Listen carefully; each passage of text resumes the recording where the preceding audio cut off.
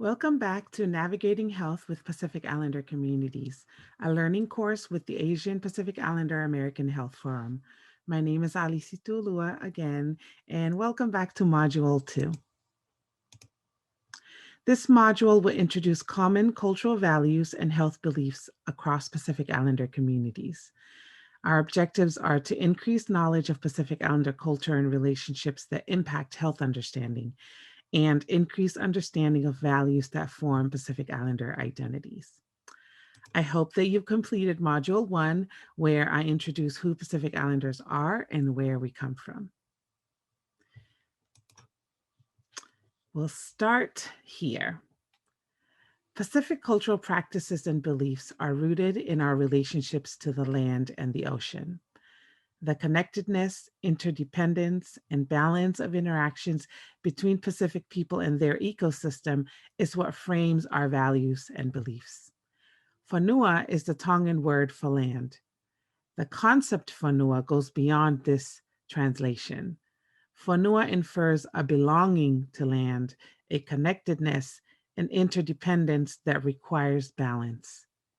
These relationships are what define one's well-being and health.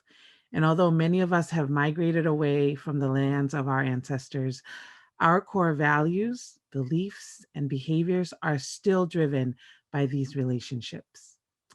I want to share an example that illustrates how central this concept is to Pacific identity and belief system.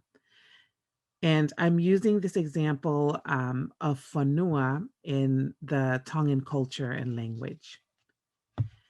In the world of the womb, the baby is sustained by her Fanua, the placenta. The baby is later born into the Fanua, the land, where she experiences life and builds relationships with the Fanua, the entire ecology, including its human inhabitants. As part of the birth process, the remains of the Fanua that sustain the baby are returned by burial to the Fanua. The pito, which is the umbilical cord that connects the baby to the Fanua, once it falls off, is also returned to the Fanua through a similar burying ritual. Upon her death, she is returned to her Fanua Loto, the land within the land, or her grave. This is this is taken from work by Dr. Sione Tuitahi. This is a really beautiful way of illustrating the connectedness that is rooted in land in Pacific holistic perspective. As you can see in this example, which again is specifically Tongan, Fonua shows up in language because it's the word for placenta at the very beginning of life. And all throughout to the very end, where Fonua also shows up in the Tongan word for grave, which is Fonua Loto.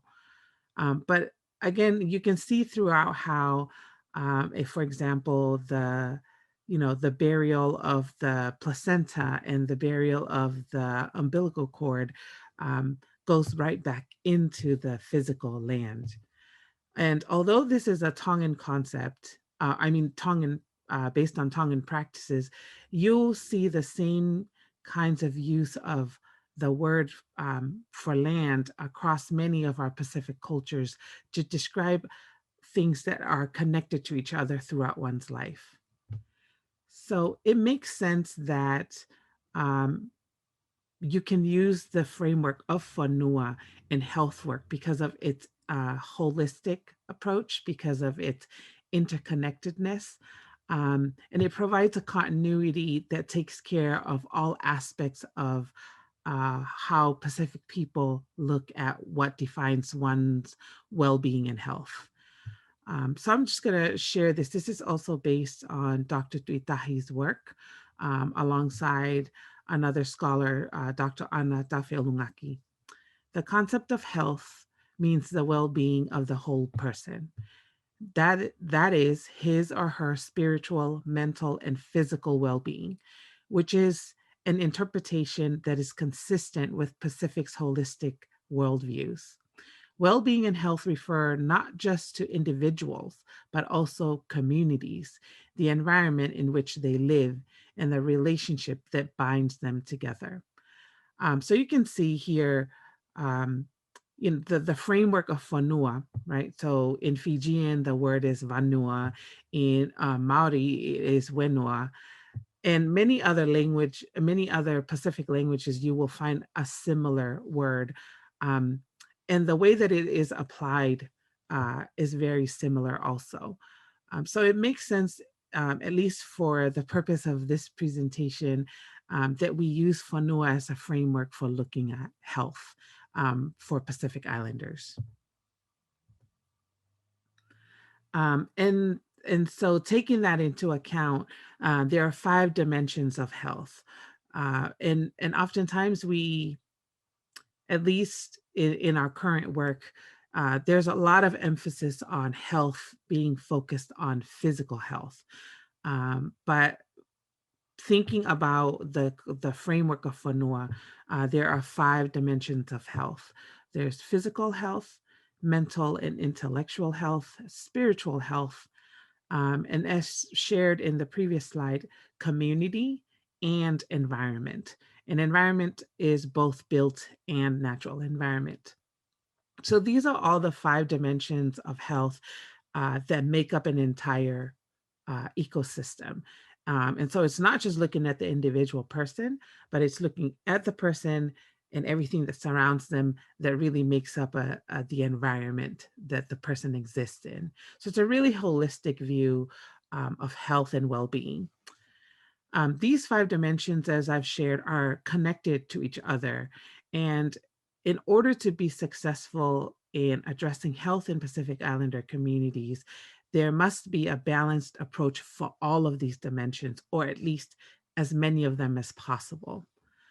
The other factor for developing successful approaches in health work for Pacific Islander communities is to always take into consideration key cultural values that are important to the communities.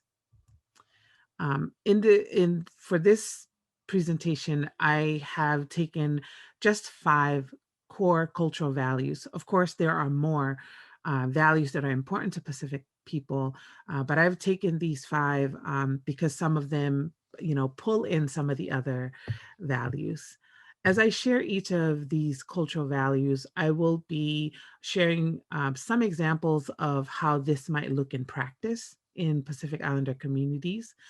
Um, I will give you an example of an individual health belief that might be rooted in this cultural value, and then provide also a recommendation for how to, of an approach, um, utilizing each cultural value when working with Pacific Islander people or when working with a Pacific Islander organization that serves the community.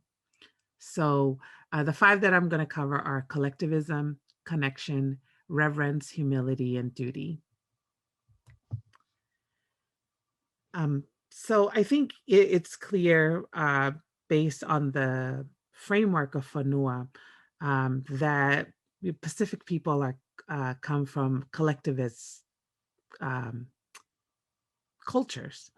Uh, this is the group is more important than the individual, and so many of the ways that you see work done prioritizes the group over the individual. In fact, in many Pacific cultures, the smallest unit is the kainga, or the extended family, rather than the nuclear family. So in practice in the community, collectivism is often seen in practices like consensus building. In working with Pacific Islander communities, building consensus is very important. Another practice that you see is the practice of asking permission, or making sure that there's permission granted. Oftentimes that takes a little bit more time because if you're working with a group, you have to take the work, and then you need to share with the group, get their consensus, and get their permission before you can continue. This also lends itself to collaboration.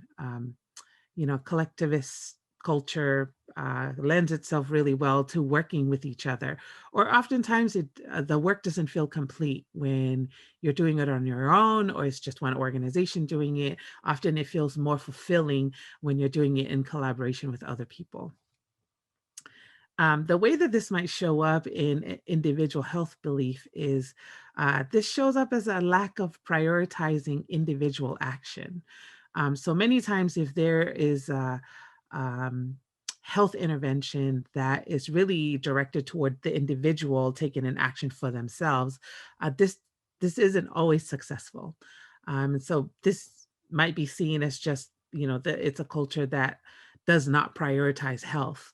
No, it's because one of the core cultural values is that we all belong to each other. And so the prioritizing of the individual action isn't valued.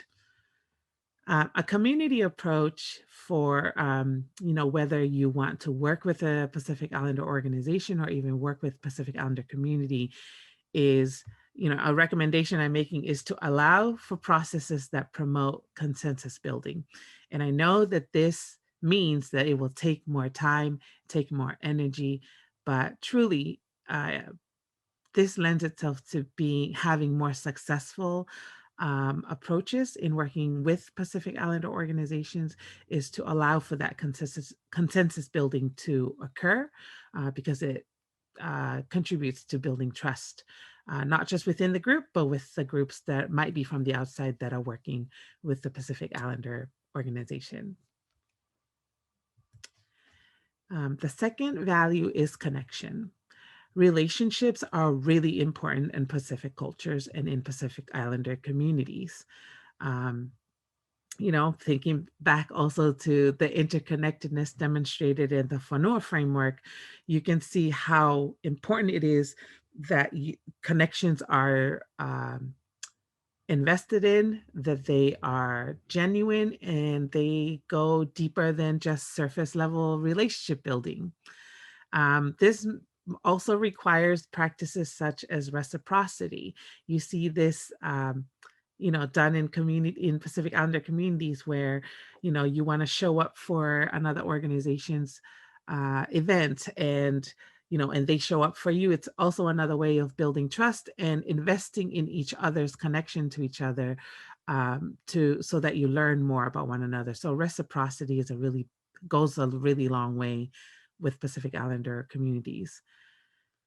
The other way that you might see this practice is referrals.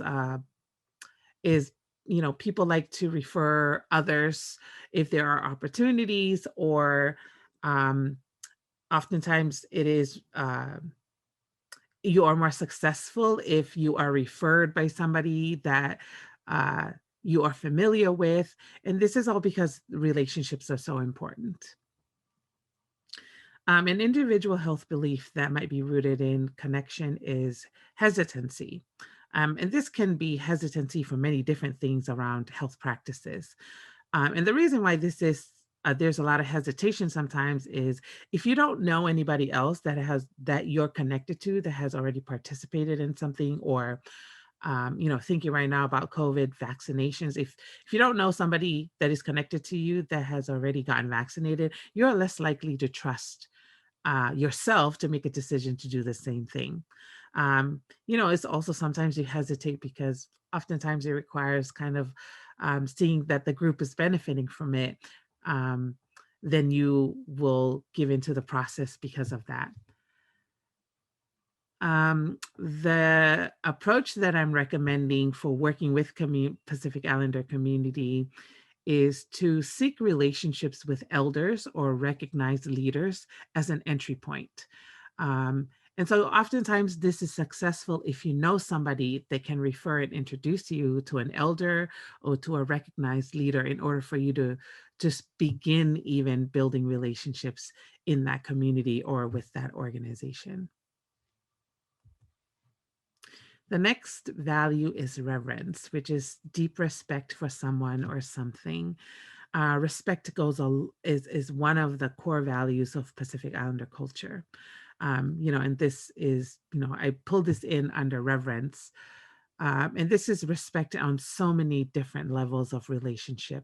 and it can be within family relationships between um, brothers and sisters, or children and their parents, or children and their grandparents, but also respect between just younger people and older people, or um, a congregation and their church leader. So all of the different ways you interact, respect is really key in being able to build trust in those relationships. Um, Faith is also a core value in Pacific Island cultures, and I pulled it in here under reverence because the reverence that our ancestors built into our culture with regards to chiefs and cultural leaders is something that has translated over to religion. And so faith plays a big role in many Pacific Island cultures.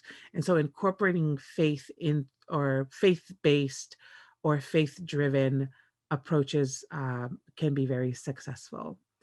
The other way that reverence is practiced in Pacific communities is observing hierarchy. There are specific hierarchies, and not just by age, but by rank. There are many ways that hierarchies are built into cultural structures in Pacific communities. One way that you can see this in individual health belief is in fatalism. And this often comes because of the large presence that faith plays in many of our communities. Oftentimes when there is a health issue, many people will just say, we'll just let God take care of it, instead of seeking medical help, for example. So this is a way that this shows up in health belief in Pacific Islander communities. A recommendation for a community approach is to seek understanding of community structure. If you're working to serve Pacific Islander communities, or if you're working with Pacific Islander organization, or seeking to work with Pacific Islander organizations, it's really important to understand the structure of the community you're entering in. Whether it's a church or a nonprofit organization, it's really important to understand who the leaders are, who the movers are, who are the people that are doing the work on the ground, because then you build your relationships based on that community structure. The other really important value is humility. And humility can be practiced many different ways, but a few ways that you see this practice in community is deference. This is a big one. Oftentimes, if you're a younger person, you always want to defer to an older person if there's an older person in the room, or you see this done with level of education. If you see someone that has higher degree than you do in the room, you often defer to them for their opinion or decision. Many different ways. So that's why it's important to understand community structure, because in spaces you want to be able to practice humility based on your understanding of what structure exists in that space. You also see this in self-deprecating behaviors where, this self-explanatory, but this is oftentimes you see many Pacific Islanders in this way where, they don't often display that they might be knowledgeable about something. This is rooted in humility. The other ways that this practice is acknowledgement. It's always really important to provide acknowledgement in the spaces you're in, and whether it's acknowledgement of people that have done the work before you, or acknowledgement of people that are hosting, acknowledging the land that you're on. So acknowledgement goes a long way in displaying humility, or displaying that you're aware um, of the space that you're in enough to be a humble person. The way that this shows up in health belief or health practice is feeling undeserving of maybe services. One way that I've seen this lately is, again, vaccinations. We have many young people that are on the front line doing work and have been offered to receive vaccination, and many feel like they don't deserve this because there are older, more vulnerable populations who haven't received it yet. So you might see hesitancy around getting vaccinated because of this reason, because you feel like you don't deserve to get this because there are other people that are more important than you are.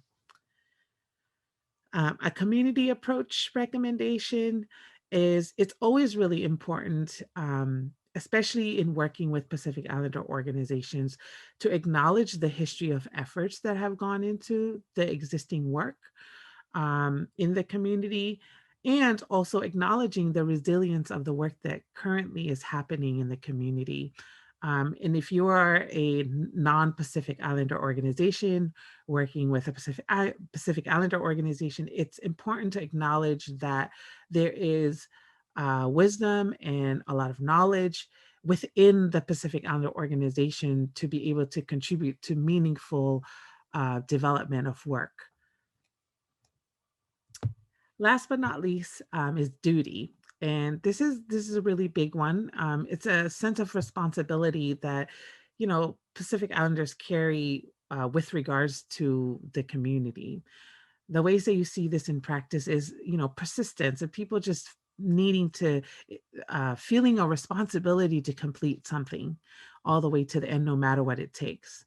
Um, you see duty practice in terms of advocating for representation and feeling responsible for bringing people along so that you aren't the only token person in the room.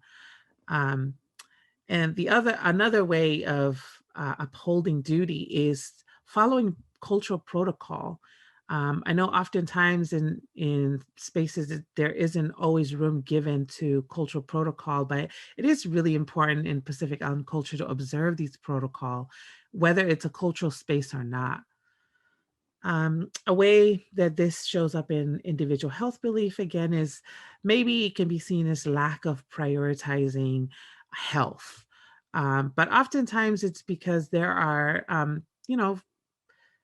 folks feel like that there are more important things that their resources need to go to, that their energy needs to go to, that is more important because those are other obligations and responsibilities that they hold that they might see as more important than taking care of their individual health.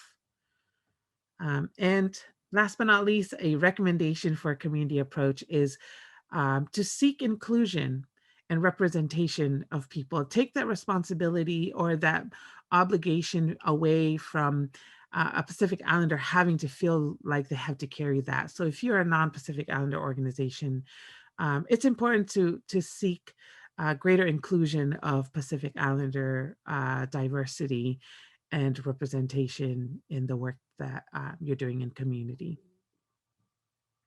I think that's the last cultural value that I'm covering. So I'm going to go into some knowledge checks. I hope that you've been able to capture some valuable knowledge in this module, and let's see how well you do on the knowledge check. All right, which is not a dimension of health? Based on the dimensions that was presented, which is not one of them. A, spiritual, B, community, C, commercial, and D, environment. Did you get it? Commercial is not a dimension of health, at least in the framework that I had provided here.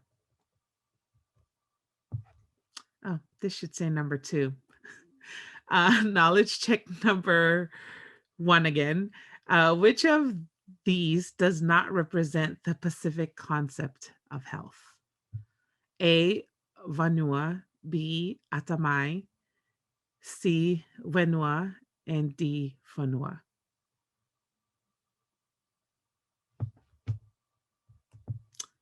B, Atamai. And bonus question, what do the other words mean? I hope you remember. Land. Okay, wow, I did not change the number of these questions. Knowledge check number 3. Which cultural value upholds the practice of reciprocity? A, collectivism, B, connection, C, humility, or D, duty? You ready? B, connection. Reciprocity is really important in building connection between people. So, well, we have come to the very end of Module 2. I hope you enjoyed it. And again, we're going to close this out with a quote. This comes from Reverend Valamotupalu of Fiji. And it's somewhat of a prayer. So I'll read it. This is, Lord of the Fanua, you have blessed us with the beauty of our lands and sea. You have blessed us with fish, shells, and mighty whales. You have blessed us with palms and coconut trees. You have blessed us with children of the Pacific. Glory be to your name today and forever. Thank you. See you next time.